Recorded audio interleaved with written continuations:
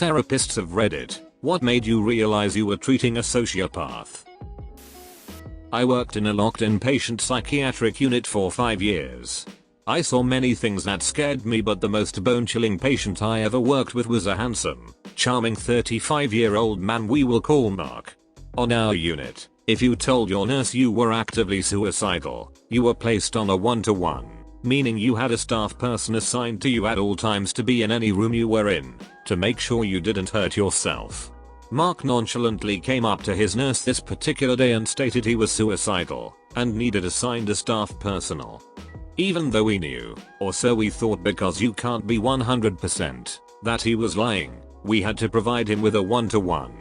I was the only available staff person and was therefore assigned to him. He asked me to walk laps on the unit with him. I said sure. As we walked he asked seemingly meaningless questions about things like my favorite food or holidays I enjoy. I am always cautious about giving out information, and felt his questions were harmless. About an hour into our walking, he commented that he gathered I care deeply for others. Then took his head and smashed it through a glass window. Blood gushed from his face and glass was stuck all over his head. We had to transport him by ambulance to our emergency department. 2 days later he returned back to our unit, medically and physically cleared.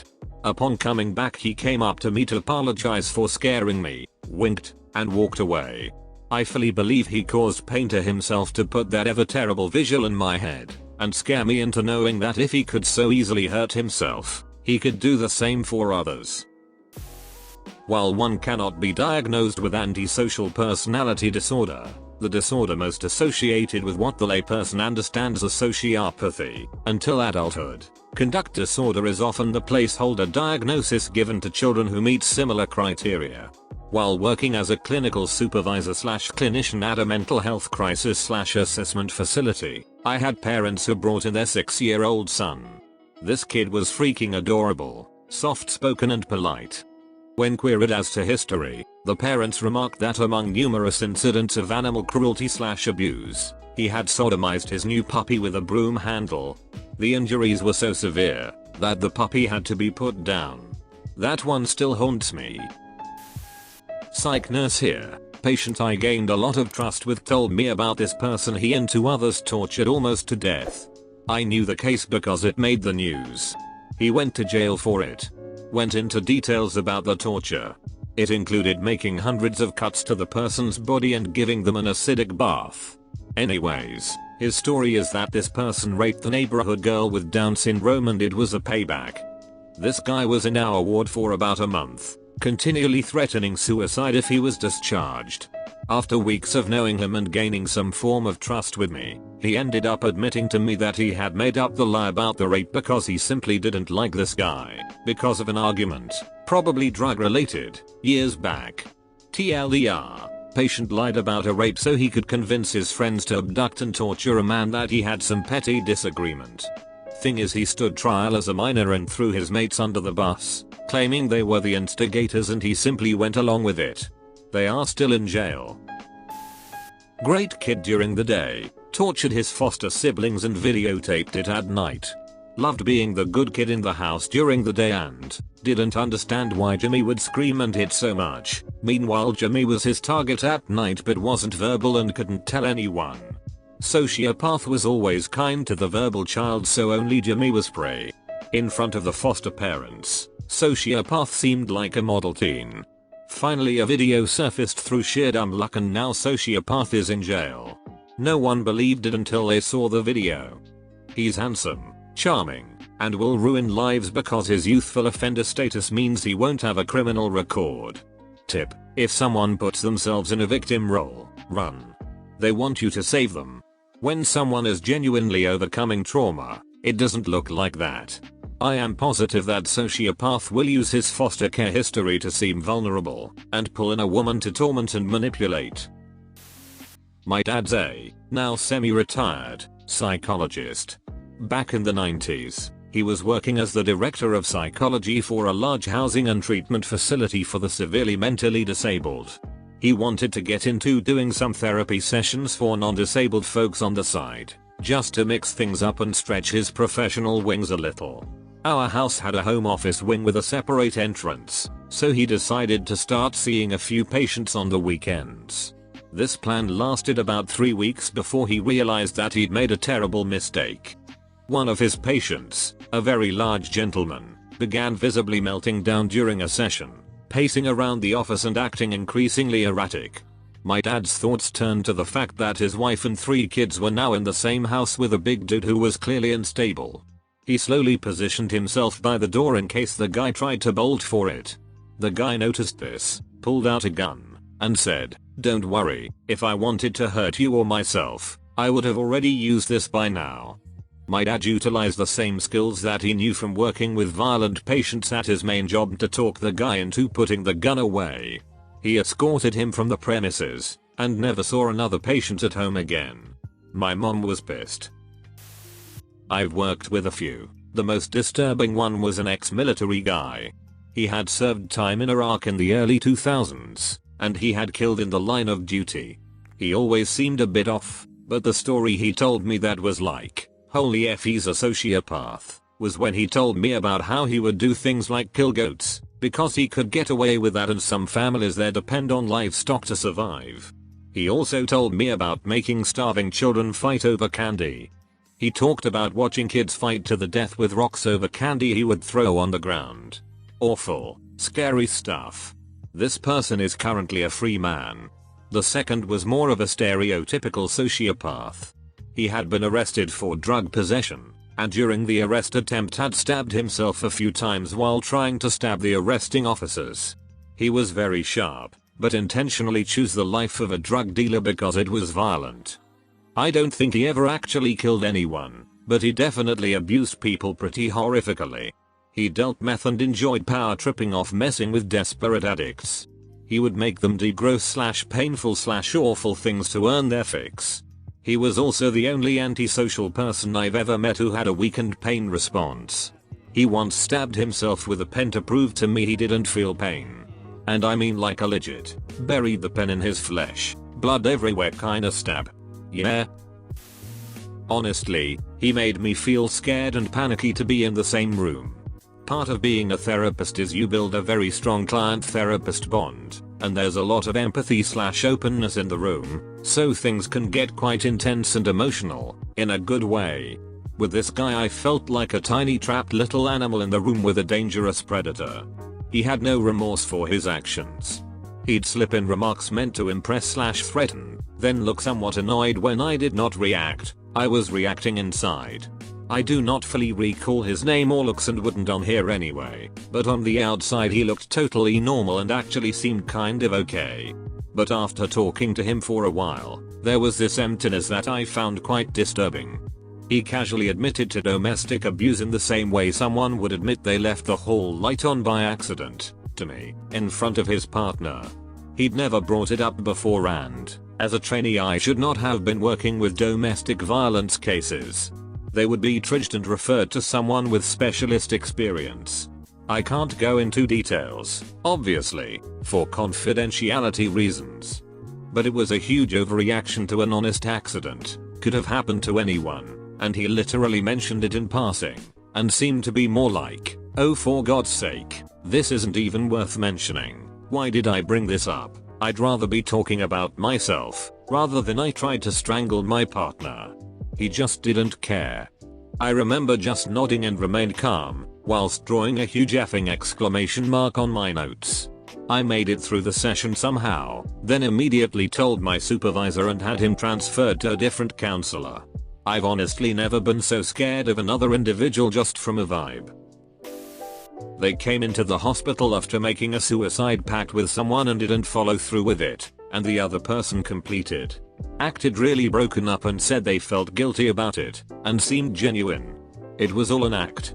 Later on during the inpatient stay they made another suicide pact with another patient, who then told us about it and said the sociopath was pushing them to come up with a plan, and pick a date to do it. Apparently they had done this with like 3 other people and getting admitted to psych units was their way of finding vulnerable people to target. Edit. A few more details because this got way more attention than I thought it would when I quickly wrote it before bed last night. Legal charges were being pursued, but it was questionable at the time they were admitted whether they would be held responsible or not. This was part of the reason for the admission. The person said they were suicidal because they might be charged with manslaughter. For the person that completed, and the treatment team was in contact with the police several times, especially after we found out they were targeting people on the unit. Ultimately, I think we discharged them to the care of a family member after pursuing court-ordered treatment, and I do not know if they ever ended up getting charged or not, although I sure effing hope they did. Encouraging vulnerable people to complete suicide is just as bad as murder in my mind. The 3 other times it happened, the people did not end up completing, and we only found out about them after the fact from collateral from family members. The furthest it went was they made plans with a person from New York to drive to meet each other and complete together in like Ohio or something. Then the friend one happened and they got in trouble and got admitted to our unit for SI. They were actually discharged the first admission, and we all felt so bad for the person. We just thought they made a pact and backed out and were being targeted by law enforcement. I worked with the individual in group but did not have them on my individual caseload, and my initial impression was that of a decent person who had been through some really tough times, but was engaged with services and fairly intelligent/charming. One of my colleagues is a forensic psychologist and she had them on her individual caseload, and even she was suckered by them. It blew all of our minds when we heard they were trying to get someone else to make a pact on the unit. Also, yes, I use the term sociopath, but that really isn't used anymore. They likely had antisocial personality disorder, as others in the thread have mentioned, but they refused to comply with personality testing after they were confronted by the treatment team. I don't really do psych testing, but they asked me to do an informal assessment and meet with them to see if we could get any other information, since I had good rapport with them from past groups. Holy shit, I don't think I've ever been that terrified talking to someone in my life, and I've worked with a suspected serial killer, rapists/pedophiles, and tons of people experiencing psychotic episodes. The switch I saw in this person really rattled me, and I ended up talking a lot about the case with my clinical supervisor. Thanks for all the questions. I have to go to work, but I'll try to answer as many as I can when I get a chance. Also, of you or anyone you know if experiencing suicidal ideation, please get help. I've been a licensed therapist for going on 3 years now, but I've been seeing clients with an intern license for about 5 years. The vast majority of my clients have been on probation or parole and have had a wide range of mental illnesses, including antisocial personality disorder. My mentor described folks with ASPD like this: it's in the eyes. They've got shark eyes, cold and predatory, like they are staring right through you, looking for your weaknesses to exploit. And, having worked with several people with that diagnosis and adolescent precursor conduct disorder, it's pretty damn accurate. People with ASPD are some of the most manipulative people around, and many of them enjoy it. Manipulating people is almost a game to them. Well, a mini game to indulge in while they work on whatever else they're planning, even if it's as simple as present as normal, and, let me tell you, they're good at it. It's incredibly difficult to outplay someone with the diagnosis at their own game, because they've been playing it their entire lives. Since my clientele are court-ordered, most of the manipulation revolves around trying to cover up whatever else they're doing, abusing their domestic partner, abusing substances, etc. Some are more impulsive than others with the diagnosis, but they all have the shark eyes. Edit. I've gotten a couple of comments about this post being irresponsible and or stigmatizing to folks with mental illness. First, let me be very clear. This is, in no way, a diagnostic indicator of antisocial personality disorder.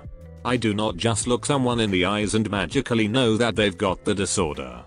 I utilize a diagnostic questionnaire based on the DSM-V's criteria for said disorder and compare it to the case history I've been provided by previous treatment providers, as well as from probation or parole. If you think you can tell if someone is clinically antisocial, note, not the same as asocial, by looking them in the eyes, you're doing it wrong and missing the point of my post.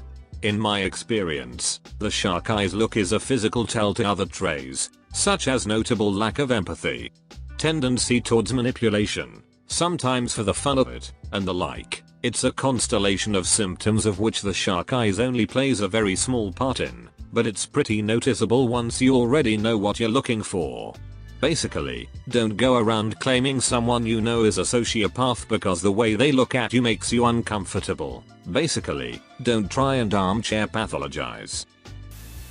Not a therapist, school psychologist. When talking to a student, he casually mentions how he keeps his parents in line by threatening to call ICE to have his mother, undocumented, deported. He doesn't care about his family in the least, and they have zero control over him. His 2 siblings are typically developed and are terrified of him. Not a therapist, but was counseling a student. The student was female, 15, smart, had a good amount of friends, and liked cutesy things. Here's some things she said to me that made me suspect something was really wrong with her. Keep in mind that I have no qualifications to diagnose someone. I just think she's abnormal. Was dating a boy. Told me she had no feelings for him, but was dating him because he was useful and did things for her. She did nothing in return for him, and he was very sad about it. When I asked her if she felt bad for making him sad, she told me, no. If I make him sad, that's his problem. Why do I have to care about his feelings? I can't feel what he feels. It doesn't affect me. When I asked her if she felt guilty for using him, she said, no. He started hanging around me because he likes me. If he likes me, then he should make himself useful to me. What else is he good for? She had no concept of romantic affection, but that may have been excusable for a 15-year-old depending on maturity. She told me her friend's dog had died and she pretended to care because that's what she was supposed to do, but it was her friend's problem and she didn't understand why she was supposed to feel anything about the situation. She told me that one of her teachers had told her friend to stay away from her, because the teacher noticed that her facial expressions often seemed faked and forced. She did not understand why this was an issue and asked me, doesn't everyone fake emotional reactions? Like if someone tells a joke, don't you pretend to laugh? Or if someone tells you someone died, don't you pretend to feel sorry for them? She asked me to explain to her what genuine emotion felt like, and what empathy felt like.